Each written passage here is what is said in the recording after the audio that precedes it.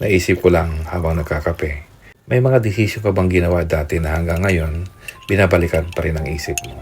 Minsan ang hirap pala magpatuloy kapag lagi mong binabalikan ang nakaraan. Yung isang desisyon, isang relationship, isang opportunity na hindi mo kinuha, o isang bagay na sana iba na lang ang ginawa mo. Tapos minsan habang tahimik ka nakakape, bigla na lang papasok sa isip mo, sana kung nagkamali. At kung pwede lang bumalik sa araw na yan, siguro ibang pipiliin mo. Pero boss, may gusto lang akong ipaalala sa iyo. Yung ikaw ngayon, mas marami ng alam kaysa sa ikaw noon. Kaya madali nating husgahan ang dating sarili natin gamit ang wisdom na meron tayo ngayon. Pero hindi patas yun. Kasi nung araw na ginawa mo yung desisyon, yun yung alam mo at ginawa mo kung ano ang akala mong tama gamit ang puso at isip na meron ka noon. Kaya pwede bang patawarin ang dating ikaw?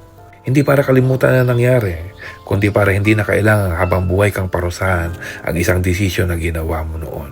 Hindi mo na mababago ang kahapon, pero pwede mong piliin kung paano ka lalakad ngayong araw. At baka partiyan ng pagiging we are still becoming. Minsan pare ang growth, hindi lang tungkol sa pagpunta sa isang lugar.